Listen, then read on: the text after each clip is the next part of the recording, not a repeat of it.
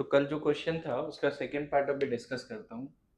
Calculate S minus and pH of 0.1 molar. चलो pH भी निकाल लेता हूँ। Calculate S minus and pH of 0.1 molar H2S in 0.1 molar HCl। ठीक है, और इसमें Ka1 कितना दिया हुआ है बताओ। 9.1 into 10 to the power minus 8 और Ka2 1.2 into 10 to the power minus 13। ये डेटा गिवन। हाँ, अब हम सॉल्यूशन का बात करते हैं। देखो कैसे अप्रोच करेंगे बच्चे। सबसे पहले आपको पता है कि HCl within no time H plus and Cl minus में टूट जाएगा। अगर इसको C2 बोलते हैं तो 0 C2 C2। तो कंटेनर में H2S तो 0.1 मोल है, 0.1 ही था ना, और H प्लस पहले से कितना है। अब तुम क्या करोगे, H2S को ब्रेक करोगे इस कॉमन एन के प्रेजेंस में। तो अब लिखना शुरू करो। H2S जाएगा किसमें, H plus and HSO4 minus. T equal to 0 पे इसको C1 बोलते हैं, इसको C2, इसको 0। एट इक्विलिब्रियम क्या लिखते हैं, C1 minus C1 alpha 1 C2 plus C1 alpha 1 C1 alpha 1। और जैसा वैल्यू है Ka1 का इग्नोर करने से 10 रेज टू माइनस 8 है। इट क्लियरली सिग्निफाइज दैट इसको अप्रोक्सीमेटली कितना लिख सकते हो, C1, इसको भी C2, है ना। अच्छा, H2S भी ब्रेक होगा तभी तो हम सल्फाइड निकालेंगे, बोलो। तो ये है C1 अल्फा 1 और ये है C2, ये है 0, T इक्वल टू 0 पे। जिस समय ये इक्विलिब्रियम पे आया उसी समय ये भी इक्विलिब्रियम पे आएगा। दोनों अलग अलग लिख रहा हूँ, C1 alpha 1 minus C1 alpha 1 alpha 2। इसको अप्रोक्सीमेटली देखो दोनों लिखना था, है ना। चलो C2 प्लस C1 अल्फा 1 और यहाँ पे C1 alpha 1 C1 alpha 1 alpha 2 और इसको C1 अल्फा 1 अल्फा 2। ध्यान देना, जिस तरह से तुमने यहाँ अप्रोक्सीमेशन लिया यहाँ भी अप्रोक्सीमेटली कितना लिख दोगे, जो बना वो एज इट इज यहाँ पड़ा है। जो HS माइनस बना उसमें दो चार ब्रेक हुआ, लेकिन होता है ना कि ये 10 रेज टू माइनस 7 है, ये 10 रेज टू माइनस 14, ऐसा वाला बात है। यहाँ पता है नेट H प्लस कहाँ से आएगा, वीक स्ट्रॉन्ग एसिड से आएगा, फर्स्ट आयोनाइजेशन से आएगा, सेकेंड आयोनाइजेशन से आएगा। लेकिन हम अभी भी इसको कितना लिख देंगे, सिर्फ स्ट्रॉन्ग एसिड से इतना ज़्यादा H प्लस आ गया है कि हम फर्स्ट वाले आयोनाइजेशन से भी जो H प्लस है उसको इग्नोर किए, सेकेंड वाले से भी इग्नोर किए। अब यहाँ पे बताओ इसको कितना लिखेंगे, 9.1 into 10 raise to minus 8 is equal to C1 alpha 1 into C2 by C1। देखो तो कोई दिक्कत है, फर्स्ट आयोनाइजेशन से कितना मिल गया हमें, alpha 1 9.1 into 10 raise to minus 8 by C2 that is 0.1 9.1 into 10 raise to minus 7 alpha 1 आ गया। सेकेंड वाले में हम क्या लिखने वाले हैं, Ka2 कितना लिखने वाले हैं, this into this by this. क्या लिख दें, C1 alpha 1 alpha 2 into C2 by C1 alpha 1। मजेदार बात देख रहे हो क्या है कि अल्फा 2 भी स्ट्रॉन्ग एसिड से जो कॉमन आयन है उसी पे डिपेंड कर रहा है, वो भी इनवर्सली। अल्फा 2 कितना आ रहा है, Ka2 बाई C2। ले, मजेदार बात देख रहे हो क्या है, अल्फा 1 भी Ka1 बाई C2 था, अल्फा 2 भी Ka2 बाई C2 है ना। कितना हो गया ये, 1.2 इंटू 13 बाई 0.1। इस केस में आ रहा है जंक्शंस के साथ, हमेशा तो नहीं होगा, लेकिन मोस्ट ऑफ द केसेस में अगर H2S जैसा है, मतलब A2B टाइप है या AB2 टाइप है, तो ऐसा ही करेंगे। कितना हो गया alpha 2, 1.2 into 10 raise to minus 12। तुम्हें नेट सल्फाइड चाहिए ना, हाँ। तो एट इक्विलिब्रियम क्या लिख देंगे? अगर ये एट इक्विलिब्रियम का बात करेंगे तो यहाँ H प्लस कितना है, C2 10⁻⁻1, मतलब pH कितना हो गया, 1। यहाँ पे सल्फाइड कितना है, C अल्फा 1 अल्फा 2, वहाँ पे C1 अल्फा 1 अल्फा 2, C1 हमें पता है 0.1, ये है 9.1 इंटू 10⁻⁻7, और अल्फा 2 है 1.2 इंटू 10⁻12। एक बार एनसीईआरटी से आंसर मैच करो कि सही आ रहा है या नहीं, है ना, क्योंकि सल्फाइड का भी कॉन्सेंट्रेशन पूछा गया था सेकंड केस में, है ना। हाँ, 1.09 into 10 to the power minus 1.49 09 09 मुझे लगता है 9 पॉइंट इंटू 1.2 10 से ज़्यादा हो जाएगा, 10 to the power 90, मतलब ये मल्टीप्लाई करके तो 10 से ज़्यादा ही आएगा ना। 10.1 से हो जाएगा तो फिर तो कितना बोल दें इसको, कितना बोल दें, 10.1, 1.04 कितना बोला तूने, नहीं 1.0, हाँ 1.09 इंटू 10 का पावर minus 9 आ जाएगा शायद, हाँ आ जाएगा, दिख रहा है अप्रोक्सीमेशन के साथ सही आंसर आ रहा है।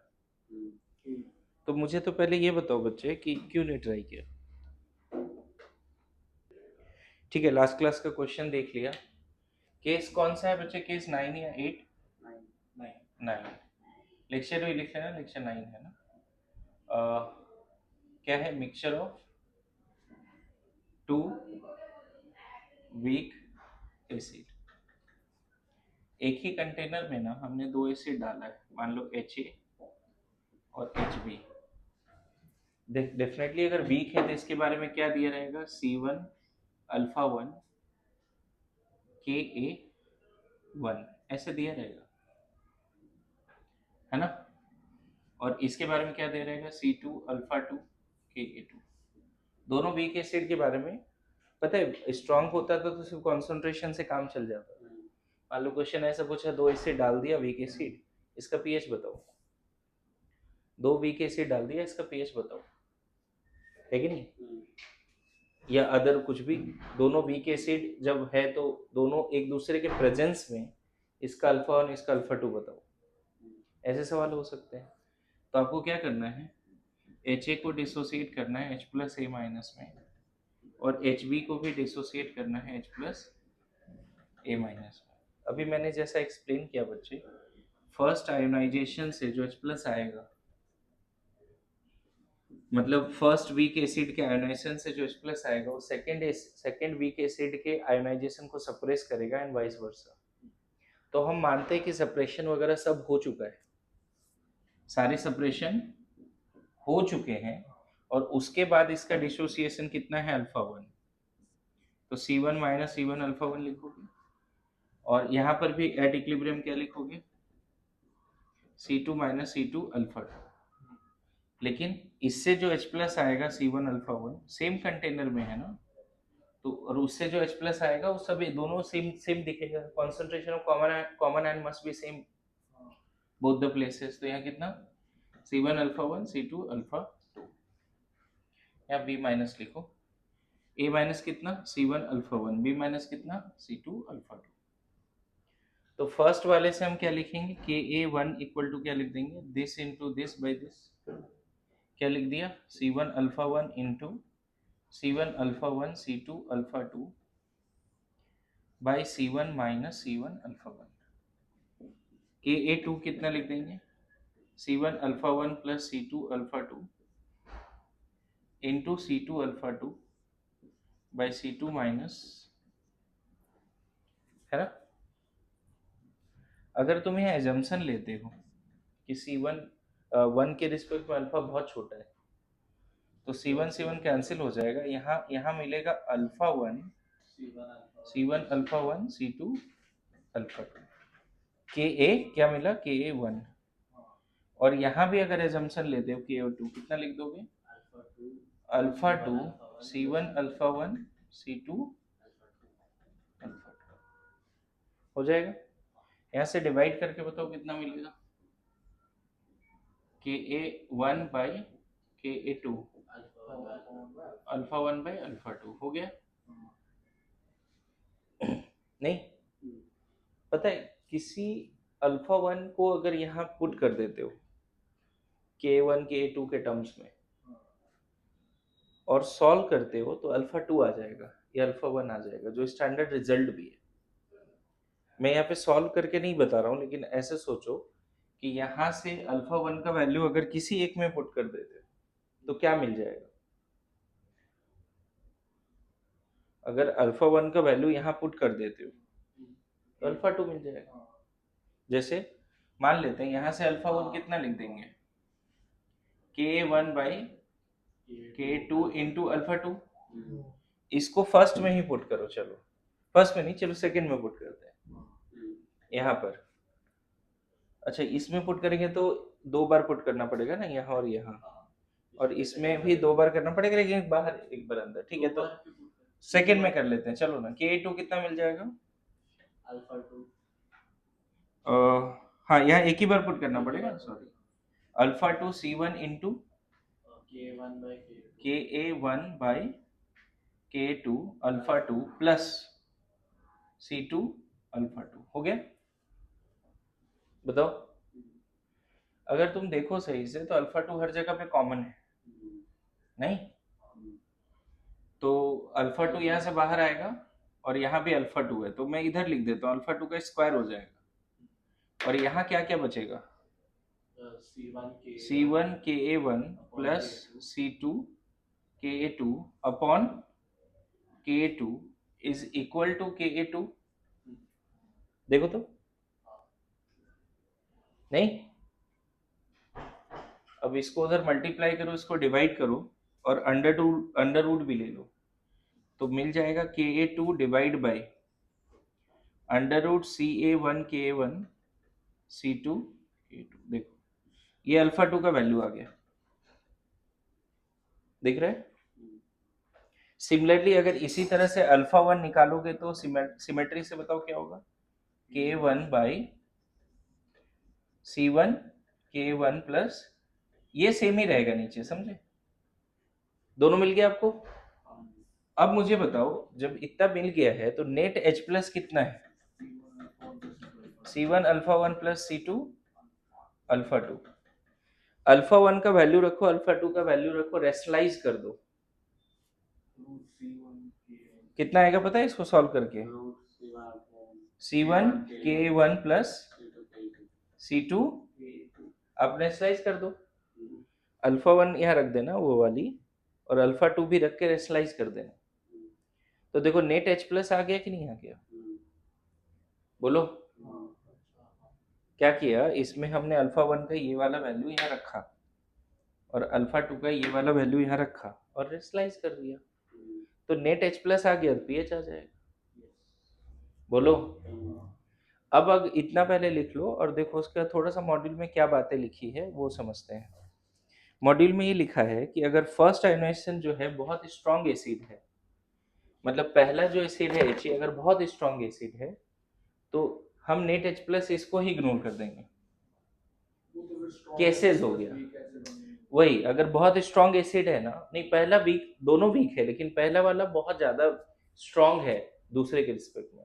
जैसे मान लो फर्स्ट का एनएसएन कांस्टेंट दिया हुआ 10⁻², -3, और इसका एनएसएन कांस्टेंट दिया हुआ 10⁻8, तो उस केस में इसको इग्नोर कर सकते हैं, वही नोट में लिखा हुआ है। अब देखो क्या लिख रहा है, dissociation constant of one acid is very much greater than second acid, then contribution from second acid is neglected।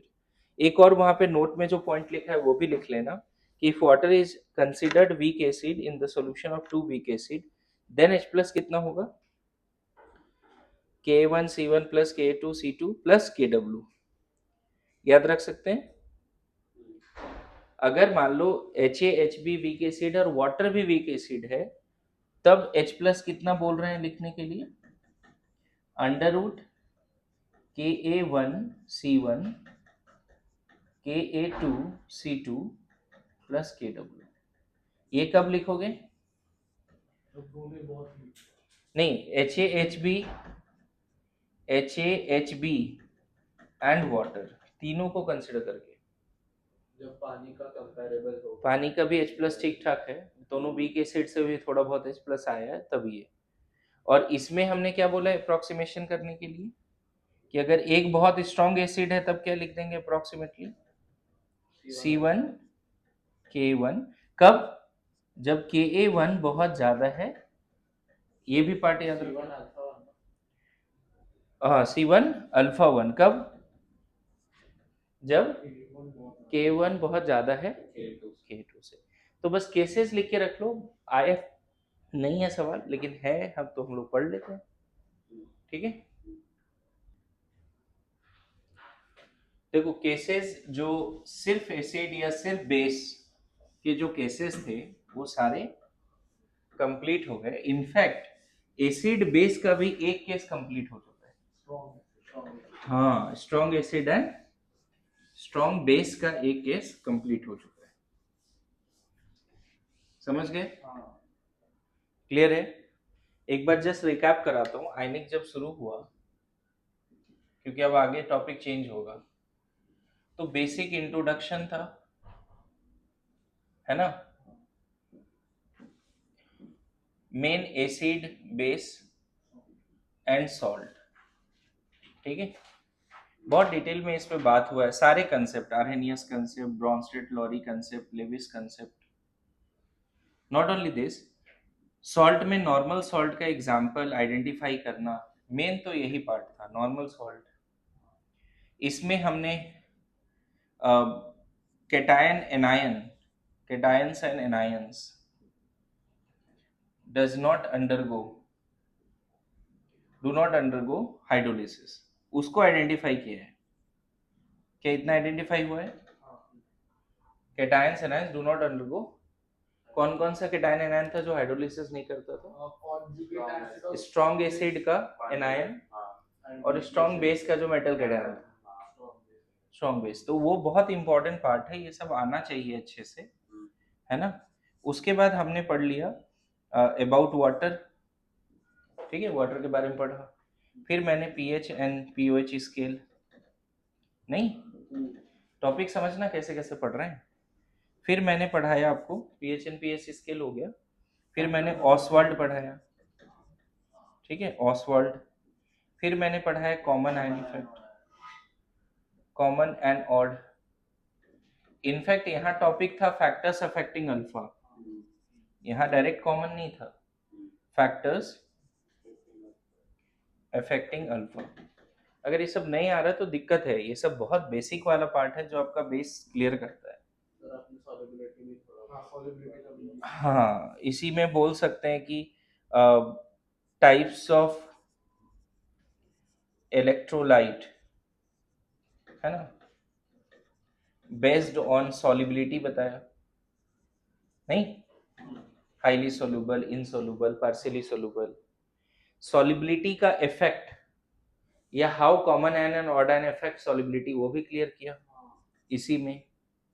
How common ion effect और odd ion effect effect solubility and Ksp. क्या केएसपी को effect करता है क्या so common ion odd ion? किसको effect करता है? ये तो टेम्परेचर से इफेक्ट होता है। सिर्फ किसको इफेक्ट करता है वो? बहुत डिटेल था, है ना, कॉमन आयन ऑड आयन। और ये सब बड़ा अच्छा, एकदम थ्योरेटिकल अंडरस्टैंडिंग के लिए तो बहुत अच्छी बात थी ये सारी बातें, सब ढंग से सीखा हमने, बोलो। उसके बाद हमने जब शुरू किया पीएच ऑफ एक्वस सॉल्यूशन, याद करो, तो हमारा था एसिड प्लस वाटर, इसमें था स्ट्रॉन्ग एसिड का mixture, week acid plus strong acid, याद करो, ये तो दोनों केस कर लिया। एक तो monobasic weak acid strong acid, एक डाइबेसिक वाला भी किया H2S। और इसके भी दो केस थे ना, नहीं, एक कैसा था HCN इन वाटर HCl और दूसरा H2S इन HCl, तो दोनों अलग अलग केसेस हैं। वर्किंग स्टेप्स आने चाहिए। फिफ्थ में हमने पढ़ लिया पॉलीप्रोटिक, 6 में पढ़ लिया वीक एसिड आज पढ़ा ना ये नहीं। और इसके रिस्पेक्ट में अच्छा सिर्फ स्ट्रॉन्ग एसिड पे बहुत सारे क्वेश्चन हुए। स्ट्रॉन्ग एसिड पे 10⁻⁸ मोलर HCl का पीएच बताओ, डाइल्यूशन का इफेक्ट वाले क्वेश्चंस थे, 2 सॉल्यूशन, एक का pH 3 एक का 5 है, ऐड किया तो क्या होगा, नहीं हुआ, बहुत सारे क्वेश्चन हुए, किस रेशियो में ऐड करेंगे pH 3 हो जाए, याद करो क्वेश्चंस भी याद करो, बहुत कुछ किया है। इसी में हमने क्या कर लिया, स्ट्रॉन्ग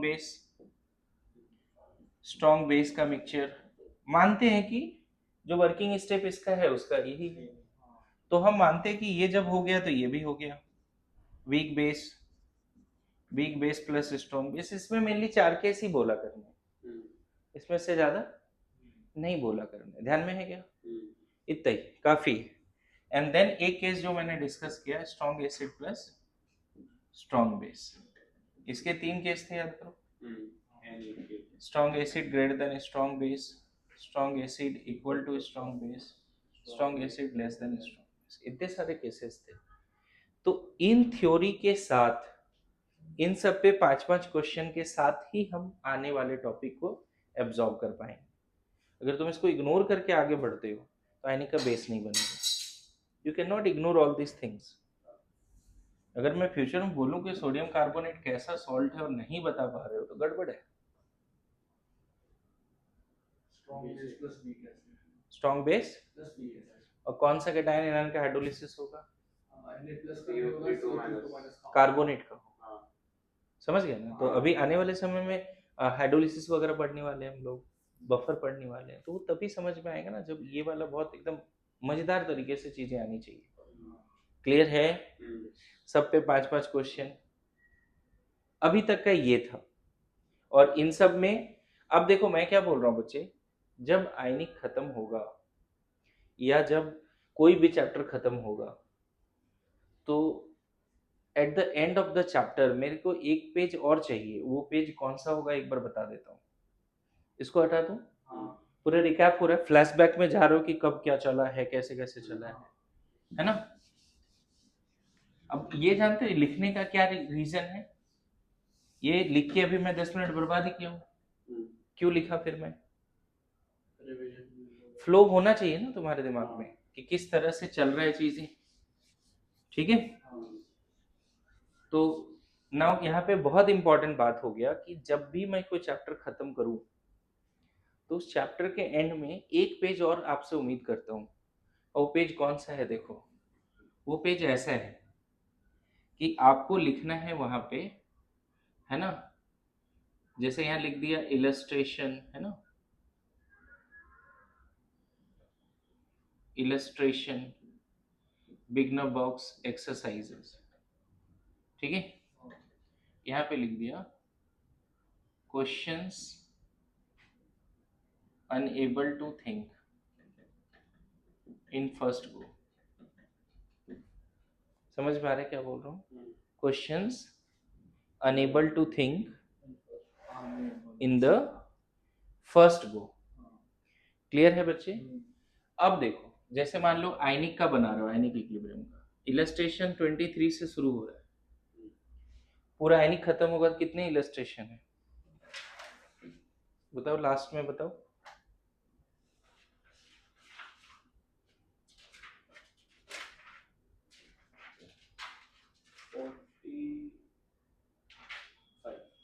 तो इलस्ट्रेशन दिस टू दिस में, फिर से रिपीट करो, कोई भी चैप्टर मेरा खत्म होगा तो जैसे आयनिक चल रहा है तो मैं आयनिक का ही बात करता हूँ, कोई भी चैप्टर खत्म होगा तो इलस्ट्रेशन कहाँ से कहाँ तक था और उसमें कौन कौन सा क्वेश्चन फर्स्ट टाइम तुमने नहीं सॉल्व कर पाए, ये कौन सा कॉलम है ना, ये कौन सा इलस्ट्रेशन, राइट, कौन कौन सा क्वेश्चन आप सॉल्व नहीं कर पाए वहां लिखा होना चाहिए और फर्स्ट टाइम तुमसे नहीं बना। उसके बाद बिगनर बॉक्स, मान लो बिगनर बॉक्स कहाँ से शुरू है, 6 से शुरू है, बिगनर बॉक्स 7 है, कितने बिगनर बॉक्स है वो देखो और उसके कौन कौन से क्वेश्चन नहीं बने, नहीं मतलब आयनिक का कितना है 10 तक है ना, तो हर बिगनर बॉक्स का यहाँ पे चाहो तो तुम हर बिगनर बॉक्स का इस तरह से फ्लो बना लो नहीं समझा? हाँ। कौन से बिगनर बॉक्स का तुमसे सवाल नहीं बना। फर्स्ट गो में नहीं बना? अरे समझ रहे? हाँ। वो लिखा नहीं होगा ना, तो at the end of the day मुझे लगेगा कि तूने जिस तरह से मैंने गाइड किया वो नहीं किया काम। उसके बाद तुम आ जाते हो मान लो एक्सरसाइज 1 में, तो कितने क्वेश्चन एक्सरसाइज 1 में? 30। देखो कितने क्वेश्चन है। और सर बाद में भी चैप्टर चेंज और इलस्ट्रेशंस है। हाँ ठीक है, वो भी डालो ना यहाँ पे, कितना है इलस्ट्रेशंस बाद में, सॉल्व एग्जाम्पल 32। यहाँ और भी है 1 to 32। 32, तो उसमें भी देख लेना एक बार, समझे? 45 क्वेश्चन। एक्सरसाइज 1 में 45 क्वेश्चन है, कौन कौन से नहीं बने, उसका रिकॉर्ड कहाँ है? एक तो होता है कि रिकॉर्ड इस तरह से पेज में बनाना, एक होता है मॉड्यूल को ही, मॉड्यूल के क्वेश्चंस को ही कलर करना। मुझे लगता है कि दोनों काम करो, ये भी करो कलर भी करो।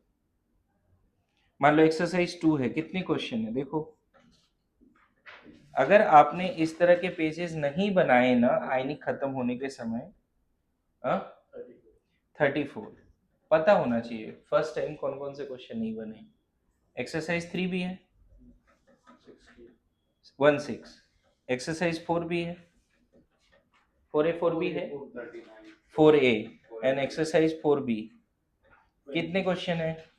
4A में 39, 4B में 39 50। 50 20 है। 20 plus 30 4B में। 4A में कितना है? 4A में 39 है। हाँ और 4B में 30 plus 20 मतलब 30 ऑप्शन से MCQ है 20। हाँ सब मिला दो 50 तो 50 हो गए ना। हाँ। तो तुम्हें ये रिकॉर्ड चाहिए बच्चे, और ये तो सिर्फ मॉड्यूल का हुआ। इस रिकॉर्ड में PYQs आएंगे, जेई मेंस वाले, जेई एडवांस वाले। मान लो तुमने आरसी मुखर्जी किया, कोई क्वेश्चन अच्छा लग गया, एन अवस्थी किया, कोई क्वेश्चन अच्छा लग गया। ये पेज अगर आयनिक का तैयार नहीं हो रहा है, आयनिक खत्म होगा तो मैं इस पेज के साथ मिलूंगा विद पेरेंट्स कि हाँ ये सारी चीजें तो होगा क्या फ्यूचर में जब भी आयनिक रिवाइज करेंगे ना, तो ये पेज से रिवाइज करेंगे ना। इसका फॉर्मेट भी मेरे पास स्टैंडर्ड बना हुआ है, मैं भेजूंगा आपको, ठीक। तुम नहीं लग रहा है कि तुम इस अंदाज में पढ़ोगे तो प्रेस बहुत लोगों से आगे रहोगे, ठीक है। अब जैसे अभी इसने नोट किया कि 32 इलस्ट्रेशंस भी दिखाया, तब नोट किया तो पता नहीं वो पढ़ा रहा था। इसमें और भी बुक्स आएंगे, जेई मेंस, जेई एडवांस, कुछ डीपीपी है, कोई टेस्ट यहाँ हुआ उसके क्वेश्चंस कुछ अच्छे लग गए, उसको भी डाल दिया कि मान लो नेक्स्ट टाइम आयनिक का वहाँ टेस्ट पेपर का नाम लिख यहाँ पर कि ये टेस्ट इस डेट को हुआ था, उसके ये क्वेश्चन मुझे नेक्स्ट टाइम जब भी आयनिक आएगा वो टेस्ट पेपर का क्वेश्चन देख के ही जाना है। Getting my point? ये नोटबुक नहीं बना है। हाँ फ्रंट पेज में आयनिक का लास्ट पेज में कर लो, फ्रंट पेज जहाँ आयनिक शुरू होता है वहां कर लो ना, अलग से क्यों करना है? या अभी जगह नहीं है तो वहाँ पेस्ट कर लेना। फॉर्मेट समझा जी? हाँ। और पहले से टारगेट लिखा रहेगा ना तो पता चलेगा कि इतना तो सॉल्व ही नहीं किया अभी तक। खैर लिखो सर आप वो सैंपल वाला भेज दो। हाँ हाँ भेज दूंगा, है मेरे पास वो है। ओके आगे देखो, आगे देखिए एक टॉपिक और पढ़ा देता हूँ। रिलेशन लिखो, relation between K of weak acid and Kb of their conjugate base। एक रिलेशन है, इसको डिराइव करते हैं। होता क्या है, HCN जब इक्विलिब्रियम पे आता है H plus and Cn minus, तो इसके लिए होता है Ka, और साइनाइड है ना, साइनाइड भी वाटर से रिएक्ट करता है और HCN एंड OH माइनस बनाता है, इसके लिए होता है Kb। नहीं अभी देखेंगे, ये मतलब होता क्या है कि मान लो दोनों सेम कंटेनर में है, दोनों ही इक्विलिब्रियम क्या है, सेम कंटेनर में है, तो Ka को कितना लिखोगे साइमल्टेनियस इक्विलिब्रियम के हिसाब से कितना लिखोगे, दोनों सेम कंटेनर में, समझ गए। और Kb कितना लिख देंगे, HCN OH minus Cn minus. यहाँ वाटर क्यों नहीं लिया, क्योंकि एक्सेस में, वाटर का एक्टिव मास हमने यूनिटी रख दिया। K into अब इन दोनों को मल्टीप्लाई करो, के ए इंटू के बी, एच प्लस और ओ एच माइनस बचेगा के डब्ल्यू। ये एक स्टैंडर्ड रिजल्ट याद रखना। ध्यान रखना ये कंजुगेट एसिड बेस के लिए ही लगता है, ब्रोंस्टेड क्लोरिक एसिड में डिराइव होता है। फिलहाल के लिए लिख के रख लेंगे। मतलब यहाँ पे ऐसे भी बोल सकते हो, पी के ए प्लस पी के बी पी के डब्ल्यू, ये भी एक अच्छा रिजल्ट है।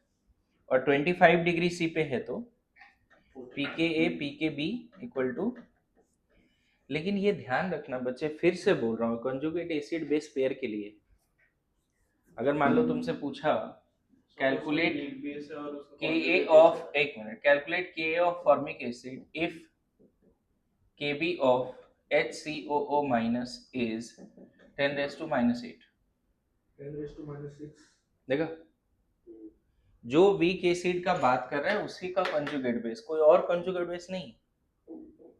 तब जाके इसका और इसका प्रोडक्ट कितना लिख दोगे, के ए इंटू 10⁻⁸ इक्वल टू 10⁻14, तो के ए आ जाएगा 10⁻6 हो गया। सर अगर कोई भी बेस है और उसका कॉन्जुगेट एसिड, हाँ वहाँ भी कर सकते हैं बिल्कुल।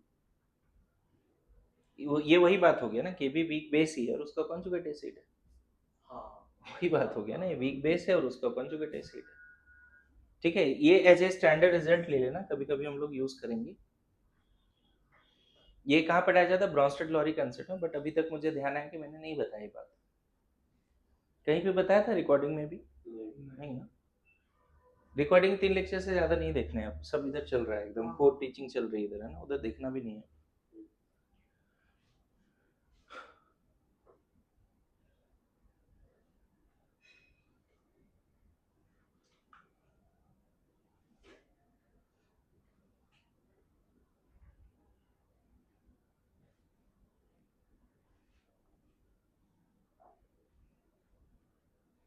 ठीक है, देखो मैं कोशिश कर रहा हूँ मॉड्यूल के साथ ही चीजें कराने का, जिस जिस तरह से मॉड्यूल में चीजें दी हुई है उसी तरह से समझा दूंगा।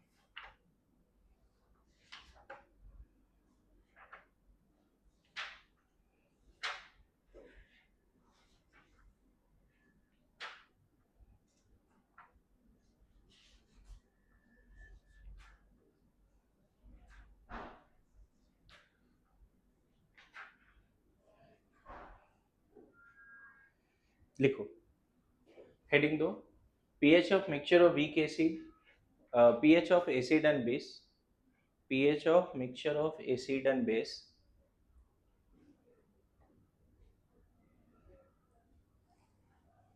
pH of mixture of acid and base where at least one of them is weak, where at least one of them is weak। देखो सेम टॉपिक मॉड्यूल में है ना। pH ऑफ, इससे पहले वाला तो विग्नो बॉक्स 7 तक हो गया। pH ऑफ क्या लिखा, acid and base where at least one of them is weak। ठीक है, समझना सीक्वेंस क्या होगा, एसिड प्लस बेस है, क्या लिख रहे हैं, at least one of them is weak, यही है ना। तो इसके 3 केस होंगे। जो मेन केस था इस दोनों स्ट्रॉन्ग वाला, तो करा दिया, दोनों स्ट्रॉन्ग वाला केस करा दिया ना, weak acid plus strong base, दूसरा strong acid weak base, and तीसरा वीक एसिड वीक बेस। चलेगा। अब बताओ क्या इसके 3 केस होंगे, नहीं पता है। अगर स्ट्रॉन्ग वाला ज्यादा है वीक से ना बच्चे, तो डायरेक्टली OH माइनस लिख के pH निकाल दो। OH माइनस लिख देना N2V2 minus N1V1 V1 plus V2। मैं बताऊं, अगर स्ट्रॉन्ग वाला ज्यादा है ना, मतलब एसिड बेस मिक्स कर रहे हो और स्ट्रॉन्ग वाला ज्यादा है, तो अभी दिमाग में बैठा लेना कि वो ना ही हाइड्रोलिसिस का केस है ना ही बफर का केस, याद रहेगा, रट लोगे। अगर स्ट्रॉन्ग वाला ज्यादा है, no hydrolysis, no buffer. Clear है? अगर वीक एसिड ज्यादा है स्ट्रॉन्ग बेस से तो ये एसिडिक बफर सॉल्यूशन का केस। और अगर दोनों बराबर है, वीक एसिड स्ट्रॉन्ग बेस का इक्विवेलेंट बराबर है, तो ये एनाइनिक हाइड्रोलिसिस का केस है। एनाइनिक मतलब एक तरह से ये सॉल्ट हाइड्रोलिसिस का केस है। समझे? सॉल्ट किसका केस है ये? सॉल्ट जो है ना, सॉल्ट का एनाइन, एनाइनिक हाइड्रोलिसिस। बेटर टू से क्या? Salt hydrolysis. आ रहा है समझ में? और अगर वीक वाला ज्यादा स्ट्रॉन्ग है तो एसिडिक बफर। उसी तरह से यहाँ पे कितने केस होंगे बताओ? अगर स्ट्रॉन्ग ज्यादा है वीक से तो इज इट बफर और सॉल्ट हाइड्रोलिसिस? अभी रट ने बोला है कुछ नहीं। यहाँ डायरेक्ट H प्लस क्या लिखोगे पता है?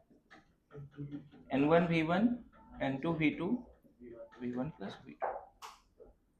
और ये नो बफर, नो हाइड्रोलिसिस। समझ में आया? देखो अब पढ़ने का तरीका थोड़ा बदल रहा है। सेकंड केस में बताओ फिर से, अगर वीक बेस ज्यादा है स्ट्रॉन्ग एसिड से, बेसिक बफर सॉल्यूशन क्या? एंड अगर दोनों बराबर है, weak base strong acid, very good, है ना? मैं तो सॉल्ट हाइड्रोलिसिस लिख देता हूँ। और तुम लोग शुरू का 3 लेक्चर किए हो तो अब थोड़ा सा ज्यादा समझदार हो, नॉलेज थोड़ा ठीक ठाक है, तो बोलते हैं क्या? केटाइनिक नहीं, हाइड्रोलिसिस। समझ में? इसके 3 केस होंगे बट पढ़ना सिर्फ एक है, जब दोनों बराबर है। क्लियर है? इसके 3 केस होंगे, वीक एसिड और वीक बेस, लेकिन पढ़ना सिर्फ क्या है? वो भी बफर ही बनाएगा ना। हाँ देख लेंगे कैसे क्या हो रहा है। तो उसके सबसे पहले एक ही केस पढ़ने, तो सबसे पहले हम वही पढ़ लेते हैं, फिर हम इधर आएंगे। फिर देखो कैसे पढ़ने का तरीका क्या होगा। सबसे पहले ही पढ़ लिया, फिर पहले बफर पढ़ लेंगे। ये मैं पढ़ाऊंगा भी नहीं, पहला वाला केस। अंडरस्टूड है ना? सबसे पहले हम लोग दोनों का साथ वाला केस पढ़ लेते हैं, फिर बफर पहले पढ़ लेंगे, फिर सॉल्ट हाइड्रोलिसिस पढ़ लेंगे, एंड लास्ट में सॉल्युबिलिटी। उसके बाद इंडिकेटर, खत्म, चैप्टर खत्म हो जाएगा। ठीक है, लिखो इसको। हाँ बिल्कुल आइए।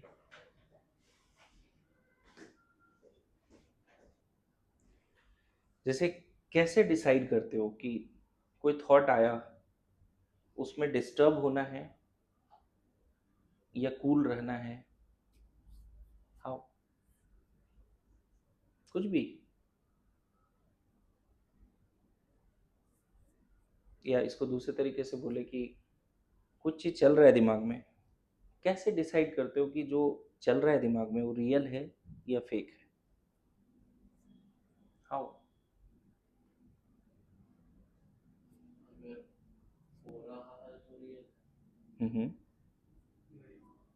नहीं हो पा रहा है तो? जैसे बहुत बार ऐसा होता है ना कि मैं तुम्हें एकदम सिंपल बोलूं कि ये मार्कर है, कैसे डिसाइड करेगा कि रियल है या फेक है? टच करके ये रियल है या फेक है? सिलेक्ट मार्कर है और हम सब जानते हैं रियल है, इसमें डाउट नहीं है। इसको टच नहीं करे, देख भी ले तो बोले मार्कर ही दिख रहा है, कुछ और नहीं दिख रहा है। ऐसे पड़ा हुआ है तो भी बोल सकते हैं मार्कर है। उसी तरह से बहुत सारे ऐसे थॉट्स होते हैं जिसको तुम टच भी नहीं कर सकते। जैसे मान लो थॉट आया कि यार फिजिक्स बहुत डिफिकल्ट है, मार्कर तो दिख रहा था, बहुत डिफिकल्ट है, किधर दिख रहा है, किस कोने में दिख रहा है? मेरा क्वेश्चन क्या है, समझ गए? It is real, you me I board, white board, marker, books, table, chair, सब रियल है, फैन, एसी। लेकिन ऐसे बहुत सारे थॉट्स आते हैं दिमाग में कि ये डिफ़िकल्ट है, या कोई आके मेरे से बोलता है सर स्ट्रेस हो रहा है, सर बहुत स्ट्रेस हो रहा है सर, सर किसी चीज़ में मन ही नहीं लग रहा है सर। मैं बताऊँ, कुछ लोग तो ऐसा है कि इस अंदाज में आके बोलते हैं कि उससे ज़्यादा सच हो ही नहीं सकता कुछ। नहीं सर, स्ट्रेस ऐसा हो रहा है ना, बता नहीं सकते सर आपको, आपको क्या पता चलेगा सर, मैं फील कर रहा हूँ। मेरी बात समझ रहा है? और किधर फील कर रहा है सर? इधर फील हो रहा है, किधर? इधर। मेरी बात समझ रहा है? मैं बोला एक काम कर, इधर फील हो रहा है ना, चल इसको कट कर दिखा, अंदर स्ट्रेस वर्ड है या स्ट्रेस नाम का कोई ऑब्जेक्ट है अंदर? क्या क्या है? दिल निकलेगा, ब्लड निकलेगा? तो ब्रेन में सब टेंशन हो रहा है, ब्रेन को निकाले कट करके, दिखेगा टेंशन वर्ड क्या कहीं? इस तरह के सिचुएशन जब आते हैं आपके पास, आपको लगता है कि कोई ऐसा चीज़ है जो रियल ही है, जबकि उसको तुम फिजिकली समझ ही नहीं पाते। मार्कर दिखता है, मैं दिखता हूँ, तुम देखते हो, सब दिखते हो, फिजिकली तुम समझ ही नहीं पाते उसको। In that situation how can you decide कि वो रियल है? मैं ये क्वेश्चन पूछ रहा हूँ। Any idea?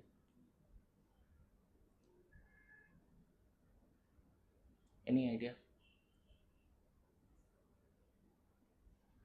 जैसे आपने बोला हम्म कि अगर देख सकते हैं, पता चलता है, हम्म। रियल है। जैसे मान लो फिजिक्स डिफिकल्ट है, सपोज मैथ्स डिफिकल्ट है, केमिस्ट्री डिफिकल्ट है, ये वर्ड रियल है फेक है? सर बहुत स्ट्रेस हो रहा है, ये रियल है फेक है? रियल है फेक है? लेकिन इंसान इस अंदाज में जीता है कि स्ट्रेस तो हो ही रहा है, डिफिकल्ट तो है फिजिक्स, मैथ्स, केमिस्ट्री, सबके लिए अलग अलग है, होता है ना? और उससे पूछो तो वो सही में बोलता है कि हाँ है। मैं बताऊं, जैसे मान लो मैं एक एग्जांपल देता हूँ कि मान लो मैंने I have touch the bottle, ये लाइन सच है, गलत है, सही है, रियल है, क्या है? रियल है, मैंने बॉटल को टच किया, रियल है। साकेत ने बोला नहीं सर आपने प्लास्टिक टच किया है, तो सच क्या है? बॉटल टच किया है या प्लास्टिक? तो बहुत बार ऐसा होता है ना कि कुछ चीज़ें 100% रियल होती है, बट उसकी भी एक्सेप्शन हो जाती है। मेरी बात समझ रहे हो? कुछ चीज़ें 100% रियल होती है, बट उसकी भी एक्सेप्शन हो जाती है। तो सच्चाई मानो ना, तो रिसर्च या साइंटिफिक वे में, जैसे आईटीएन का ब्रेन के हिसाब से सोचे, तो सही में तुम आईटी कॉलेज में जाके 2-3 साल के यदि बोलना शुरू कर दोगे कुछ भी रियल नहीं है, ये बोलना शुरू कर दोगे कुछ भी रियल नहीं है, नथिंग इज रियल। मेरी बात समझ रहे हो? अरे हो सकता है कि एक अमेजोन फॉरेस्ट में कोई ऐसा बंदा निकल के आ जाए जो कभी दुनिया देखा ही नहीं है, हमेशा जंगल में रहा है, प्लास्टिक आज तक देखा ही नहीं, बॉटल भी नहीं देखा आज तक, उसको बोलोगे बॉटल है, बोले नहीं है, तो गलत है क्या इंसान? मेरे पास समझ रहा है ना? उसको बोलेंगे मार्कर है, बोले नहीं मार्कर नहीं है। सच्चाई इस दुनिया में वही है जिसकी एक भी एक्सेप्शन नहीं है। सच्चाई इस दुनिया में वही है जिसकी एक भी एक्सेप्शन नहीं है। मेरी बात आ रही है समझ में? अब बात होता है कि सर ऐसी बातें कर दिया आपने, अब कुछ रियल ही नहीं है तो क्या करें? बोलो। हाँ, कुछ रियल ही नहीं है तो क्या करें बताओ? आखिर क्या करें, कुछ रियल ही नहीं है।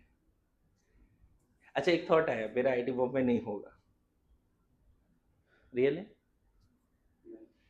एक थॉट है, मेरा आईटी बॉम्बे हो ही जाएगा, CSC IT Bombay, thought real है फेक है?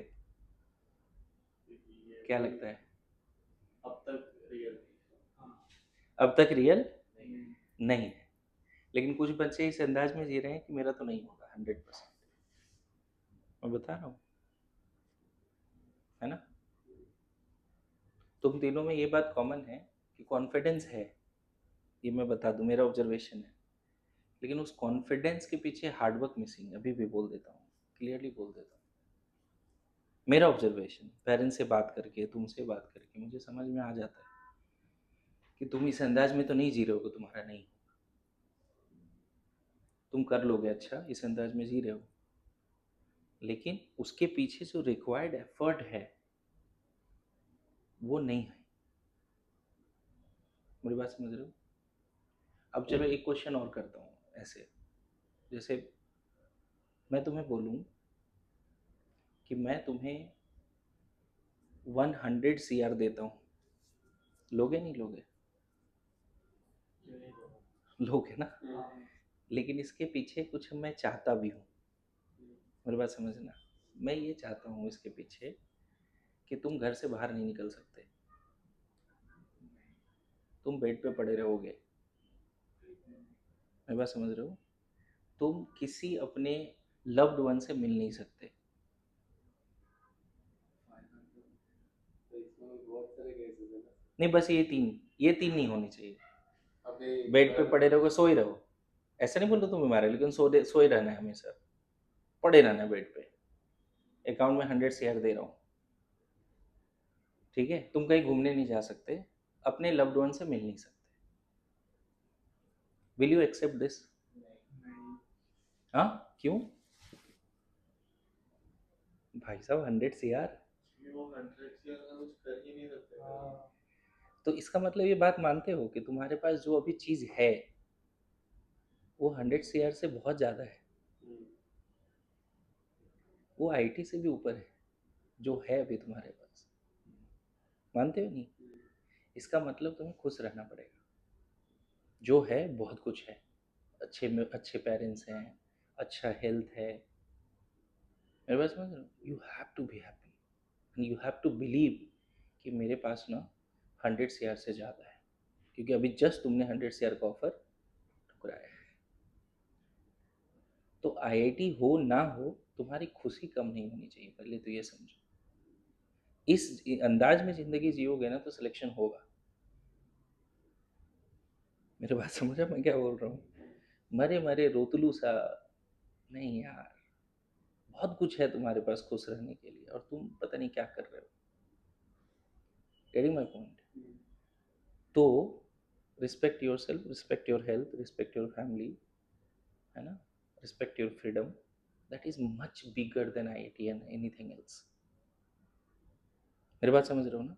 मैं अगर ऐसा बोलता कि 100 CR दे रहा हूँ, IT में रैंक 1 आया है लेकिन वो किसी और को देना है, 100 CR दे रहा हूँ लेकिन IT में रैंक 1 आया है लेकिन वो किसी और को देना है, पूरा दुनिया उसको जानेगा कि वो टॉपर है, पर कुछ नहीं, 100 CR बस।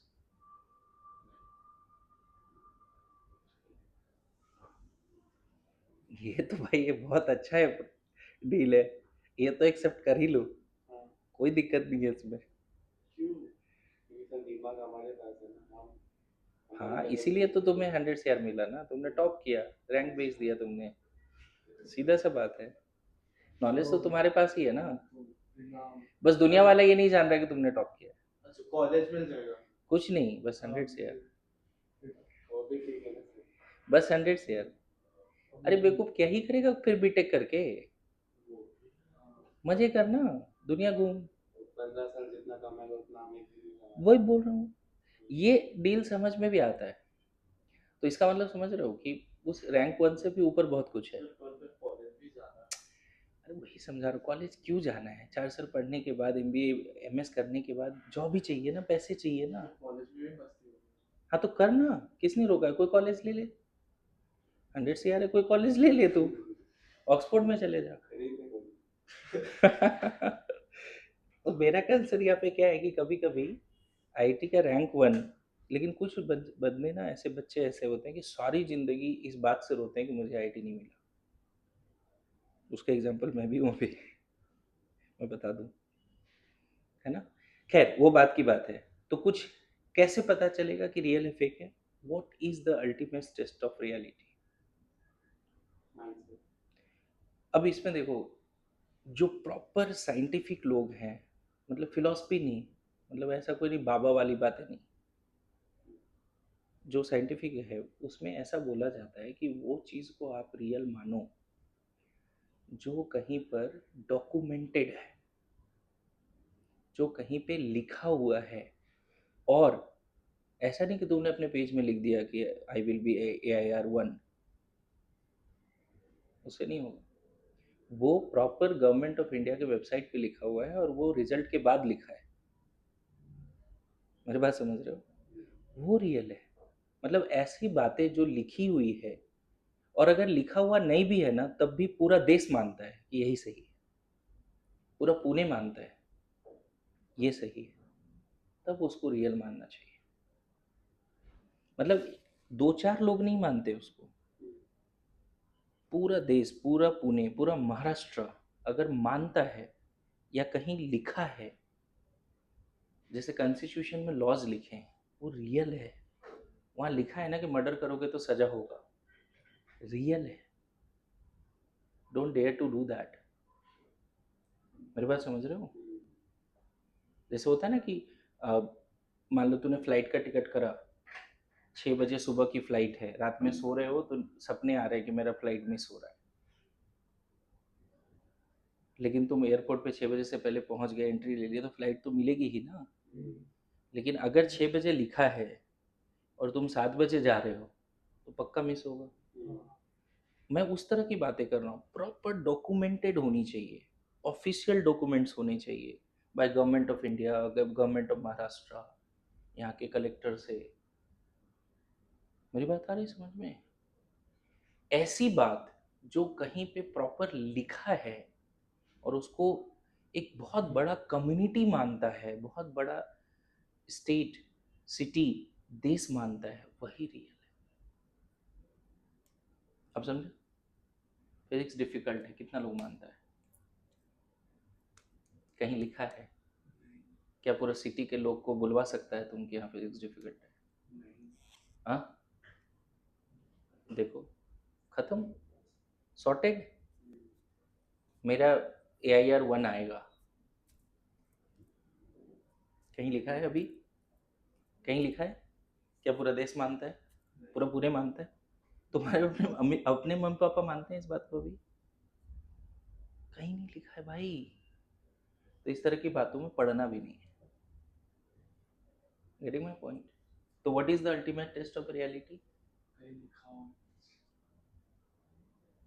That should be documented. जिस दिन वहां पे रिजल्ट आएगा ना, वहां आएगा नहीं और सेलेक्टेड, वो प्रॉपर डॉक्यूमेंट। ठीक है? भले तुमको कितना भी सपने आ जाए कि तेरा नहीं हो रहा है या हो रहा है, उससे क्या ही फर्क पड़ता है। क्लियर है? तो इस बात का एकदम ध्यान रखना, कोई थॉट आया, पहले तो चेक कर रियल है या नहीं है, और अगर वो रियल है तो अब वहाँ पे दो बातें होती है, वो तुम्हारे कंट्रोल में है या नहीं है। अगर कंट्रोल में है तो do the action right now, और नहीं है तो इग्नोर। गारंटी जो चाहते हो मिलेगा जिंदगी में। चेक कर लिया रियल है नहीं है, रियल है तो कंट्रोल में है या नहीं। जैसे थॉट आ गया कि आयनिक बहुत डिफिकल्ट है, तो पहले पता चल गया कि रियल नहीं है, लेकिन थॉट आया डिफिकल्ट है, रियल नहीं है, लेकिन हम क्या, हम ये थॉट आया तो इसको हम ड्रॉप करें, इग्नोर करें या कुछ करें? कर सकते हैं। क्या वो कंट्रोल में है? मेरी बात आ रही समझ में? ये बात होती है। सो जिस दिन तुम इस तरह से कोचिंग, देखो यही होता है ना, ये दिस इज कॉल्ड मेंटरशिप, जो अभी चल रहा है तुम्हारे साथ। पढ़ाई लिखाई तो होती रहती है, सब पढ़ लेंगे सारी बातें, लेकिन आज के बाद तुम बेचैन नहीं होगे। सर फेक है, रियल है, कंट्रोल में है, डू द एक्शन, नहीं है इग्नोर करना, क्या कर सकता है। ठीक है, चलो आगे बढ़ते हैं। तो लिखो aqueous solution of weak acid plus strong weak base। ठीक है, पहला केस क्या है इसमें? अगर तुमने यहाँ वीक एसिड डाल दिया, सपोज HCN डाल देते हैं, वीक बेस डाल दिया, सपोज अमोनियम हाइड्रोक्साइड डाल देते हैं, मान लेते हैं इसका A मोल है, इसका B मोल है, जस्ट आफ्टर मिक्सिंग। अच्छा, कुछ नहीं मेंशन है तो अपने मन से नहीं मानना कि स्पेरिंगली सोलुबल है। HCN पानी में गया और पूरा ब्लू डॉट में चला गया, कितना हो जाएगा? A/V, इसको C1 बोल देता हूँ। अमोनियम हाइड्रोक्साइड B/V, इसको C2 बोल देता हूँ। लेकिन होता क्या है बच्चे, ये दोनों ना पानी के अंदर थोड़ा बहुत भी अगर आयोनाइज होगा तो ऑड आयन इफेक्ट के वजह से 100% डिसोसिएट हो जाएगा। अच्छा मैंने इस तरह से लिया है कि दोनों का इक्विवेलेंट सेम है, चलेगा? क्योंकि हमें एसिड बेस का वो वाला केस पढ़ना ही नहीं है जहाँ पे एक ज्यादा एक कम है। मैंने बोला ना एक ही केस पढ़ना है। तो 100% क्या हुआ ये देखो तो, ये ए मोल है, ये ए मोल है, ये 0 वाटर बन गया। पता है इससे जो H प्लस निकलेगा और इससे जो OH माइनस निकलेगा वो एक दूसरे को ऑड आयन की वजह से और ज्यादा फोर्स करेगा कि पूरा टूट जा। मतलब इसका OH माइनस इसके H प्लस को ट्रैप करता जा रहा है, ये फॉरवर्ड जाएगा, ये भी फॉरवर्ड जाएगा। तो पता है दोनों वीक होते हुए भी 100% रिएक्ट कर जाएगा। दोनों वीक होते हुए भी 100% क्या हो जाएगा, t इक्वल टू इन्फिनिटी पे ये दोनों 0 0, ये A बन जाएगा। तो मेनली जस्ट आफ्टर मिक्सिंग या थोड़ी देर के बाद what is the concentration of salt? Salt भी A मोल बना, जितना एसिड है जितना बेस है, इसको मान लो C मान लेते हैं, चलेगा? अच्छा सॉल्ट्स आर स्ट्रॉन्ग इलेक्ट्रोलाइट, तो बेसिकली यहाँ पे क्या क्या है, अमोनियम आयन है और साइनाइड है। विद इन नो टाइम बच्चे ये 100% डिसोसिएट हो जाएगा, समझे? C है 0 0 है 0 C C। So what is the concentration of ammonium ion? अभी तक मैं इक्विलिब्रियम के बारे में सोचा ही नहीं। एसिड बेस मिक्स किया, सॉल्ट प्लस वाटर बना, सॉल्ट जैसे ही बना 100% ब्रेक हो गया। अब यहाँ पे कांड शुरू होगा। क्या कांड? हाइड्रोलिसिस। और अच्छी बात है ये case of cationic and anionic hydrolysis दोनों है। This is the case of cationic and anionic hydrolysis both. पहले इतना लिखो फिर आगे बढ़ते हैं। This is the case of cationic and anionic hydrolysis both. लिखो this is the case of cationic and anionic hydrolysis both. This is the case of cationic and anionic hydrolysis both, है ना? अब देखो जहां तक लिखा है उसके बाद की बात है। यहाँ पे क्या क्या है बच्चे? Ammonium ion and cyanide ion, ये भी C है, ये भी कॉन्सेंट्रेशन C है, और ऑब्वियसली पानी तो एक्सेस में है। तो होता क्या है, अमोनियम आयन और साइनाइड आयन वाटर से रिएक्ट करके एक आयनिक इक्विलिब्रियम लाता है, अमोनियम हाइड्रोक्साइड और HCl। फिर से रिवर्स ऑफ न्यूट्रलाइजेशन है। अभी न्यूट्रलाइजेशन हुआ था, एसिड बेस को मिला के वीक एसिड वीक बेस में मिला के ये बनाया था, लेकिन वो पानी एक्सेस में है तो जो आयंस है वो फर्दर, और यहाँ पे कुछ नहीं बनेगा। इसका OH माइनस ये ले गया और इसका H प्लस ये ले गया, और इस केस में जो इक्विलिब्रियम कांस्टेंट होता है उसको बोलते हैं hydrolysis constant. T equal to 0 पे हम इसको C ये एक्सेस में है, ये 0 0 लिख देते हैं। अब देखो एट इक्विलिब्रियम क्या लिखेंगे, यहाँ पे एक और इम्पॉर्टेंट बात है, दोनों एक दूसरे को ऑड आयन की वजह से 100% रिएक्ट कर गया था। एट द सेम टाइम दोनों एक दूसरे को स्ट्रांगली स्ट्रॉन्गर बनाएगा। अगर इसमें से कोई एक ज्यादा स्ट्रॉन्ग है, मान लो अमोनियम आयन ज्यादा स्ट्रॉन्ग है, इसका ज्यादा पावर है वाटर से OH माइनस लेने का, तो ये वाटर से OH माइनस लिया तो H प्लस तो फ्रीली मिल गया इसको। इसका पावर कम भी है तो H प्लस तो उसको परोस के मिल रहा है। मेरी बात आ रही है समझ में? या फिर इसका ज्यादा पावर H प्लस एब्स्ट्रैक्ट करने का, तो OH माइनस इसको फ्रीली मिल रहा है, इसीलिए दोनों की अल्फा सेम हो जाएगी। ऑल्दो दोनों की रिएक्टिविटी अलग है, फिर भी एक दूसरे के प्रेजेंस में दोनों इक्वली स्ट्रॉन्गर है। हम अगर इसको लिखते हैं C माइनस CH तो इसको भी कितना लिखेंगे, where H is the alpha. यहाँ पे H क्या है, डिग्री ऑफ हाइड्रोलिसिस, KH क्या है, हाइड्रोलिसिस कांस्टेंट, और H क्या है, डिग्री ऑफ हाइड्रोलिसिस। तुम चाहो तो अलग से लिख लेना, KH is the hydrolysis constant and H is the degree of hydrolysis, degree of hydrolysis।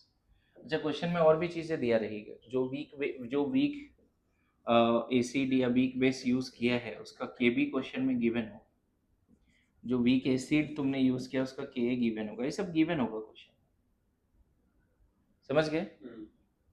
Kw भी पता ही रहता है हमें, वो तो फिक्स्ड है। कितना लिख दें इसको, CH ये एक्सेस में है, बोलो। तो इस रिएक्शन का KH का एक्सप्रेशन क्या लिखोगे, HCN ammonium hydroxide and ammonium ion, water नहीं लिख रहे हैं क्योंकि वो एक्सेस में है, ठीक है। और वैल्यू भी रख देता हूँ, चलो बताओ।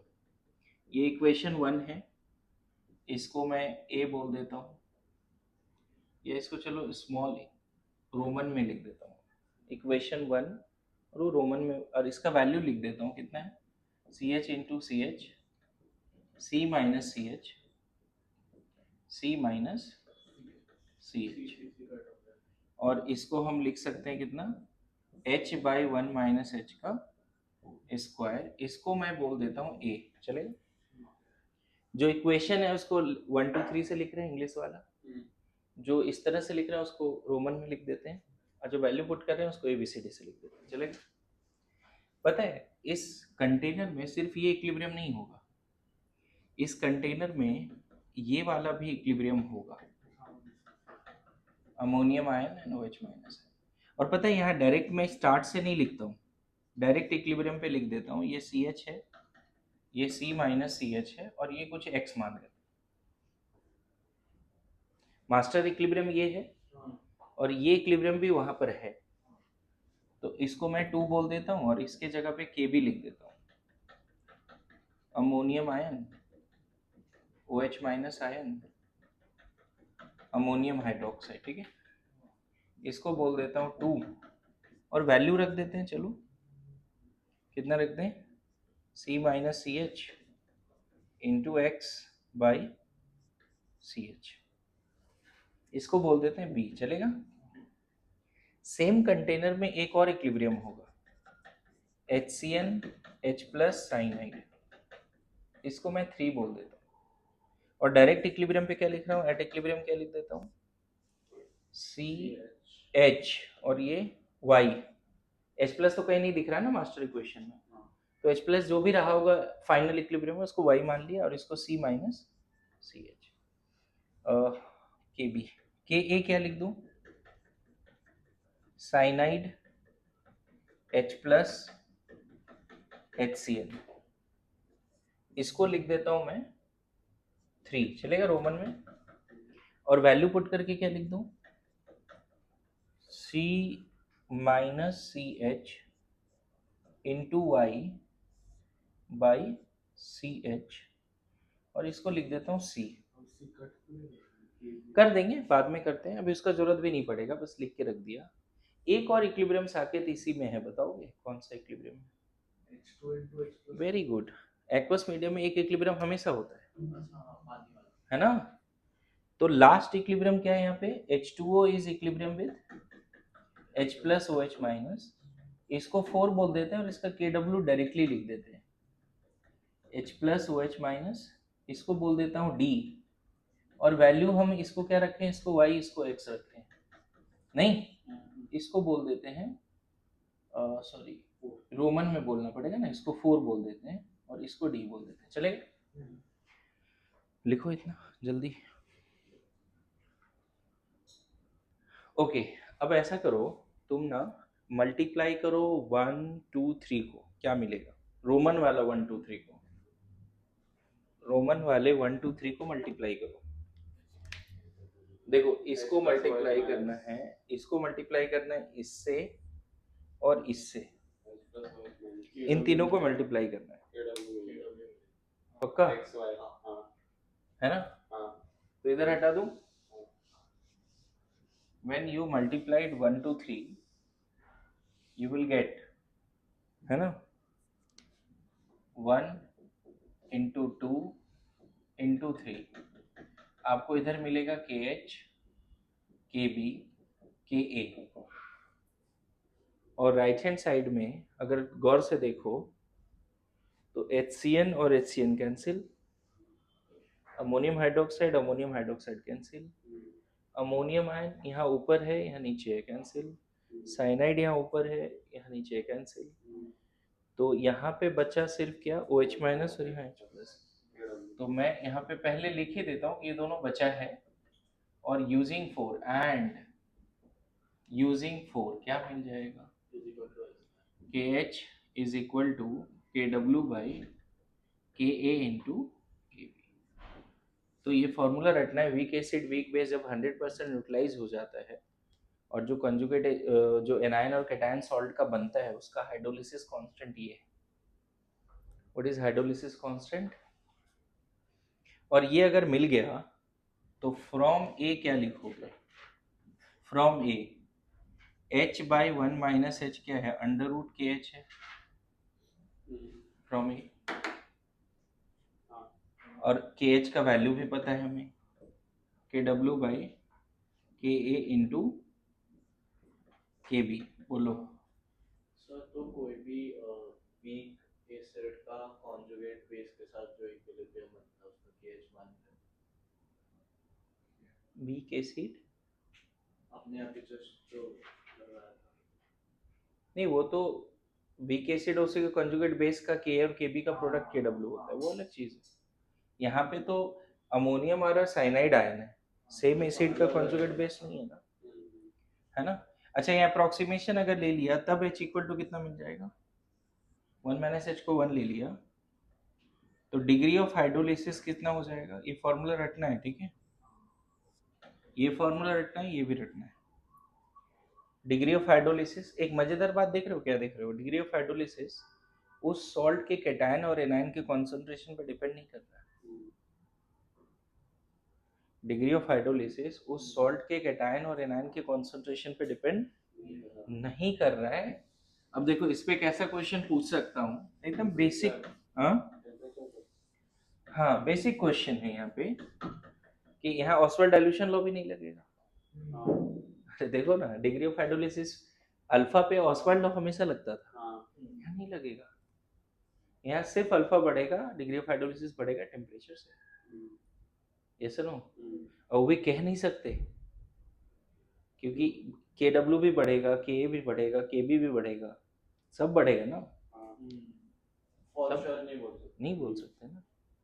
जैसे मान लो अगर बोल दिया कि के एच इज मैक्सिमम, मान लो पूछता फॉर पहला option 0.1 molar ammonium cyanide, 0.01 molar ammonium cyanide, 0.001 molar ammonium cyanide. मान लो ये क्वेश्चन आ गया, एकदम सिंपल सा क्वेश्चन। के एच, तो पहले तो ये देखो वीक एसिड वीक बेस का सॉल्ट है, तो ये थ्योरी याद नहीं है तो कैसे बनेगा सवाल। अब इन सब का के एच क्या होगा, किसका मैक्सिमम होगा? के H is maximum for 10⁻⁻1 molar ammonium cyanide, 10⁻2 molar 3 4 क्या? ऑब्वियसली के एच कॉन्सेंट्रेशन से, तो यहाँ पे क्या बोलेंगे? ऑल हैव सेम के एच, ये टिक कर दो। और इसी में क्वेश्चन पूछता कि एच इज मैक्सिमम फॉर, तब आंसर क्या होता? देखो ना, कहीं कॉन्सेंट्रेशन टर्म है नहीं। तो ये बड़ा अच्छा बात है कि वीक एसिड वीक बेस का सॉल्ट का के एच कॉन्सेंट्रेशन पे, इनफैक्ट मैं बताऊं किसी भी सॉल्ट का के एच कॉन्सेंट्रेशन पे डिपेंड, चाहे स्ट्रॉन्ग एसिड स्ट्रॉन्ग बेस में तो डिफाइंड ही नहीं है, लेकिन वीक स्ट्रॉन्ग वीक कुछ भी किसी का भी के एच, लेकिन हाँ अल्फा इस केस में इंडिपेंडेंट है, लेकिन अभी देखेंगे वीक एसिड स्ट्रॉन्ग बेस में इंडिपेंडेंट नहीं होता। डिपेंड तो करेगा, कोई एक अगर स्ट्रॉन्ग हो जाए ना तो अल्फा डिपेंड करेगा, इस केस में नहीं करेगा। यहाँ पे अल्फा डिपेंड कर रहा है बट बोल नहीं सकते कौन सा डायरेक्शन। नहीं, कॉन्सेंट्रेशन पे कर ही नहीं रहा है, नहीं कौन टेम्परेचर, टेम्परेचर पे तो करेगा ही करेगा। वो तो मैं बोल रहा हूँ इन सब का अल्फा क्या होगा? सी। सेम। इन सब का अल्फा क्या होगा? सी। समझ में आ रहा है बातें? बोलो, लिखो लिखो फटाफट लिखो, बैठो। पड़ेगा, ठीक है, आगे बढ़े। मुझे बताओ कि ये एक काम करो, मैं होमवर्क देता हूँ, पीएच का फॉर्मूला डिराइव करके आना, सेवल प्लस 1/2 पीके ए माइनस पीके बी, ये होमवर्क देता हूँ। ये हर एक केस के लिए नहीं, सिर्फ इस केस के लिए। और कभी पूछे कि इस तरह के सॉल्ट के एक्वस सॉल्यूशन का पीएच एसिडिक है बेसिक है, मतलब 7 है, 7 से कम है, ज़्यादा है, क्या है? तो तीनों हो सकता है, डिपेंड्स। तो ये डिराइव करके आना, और वीक एसिड वीक बेस का अगर थ्योरी पूरा एक बार रफली खुद से भी लिख के आओ, ठीक है।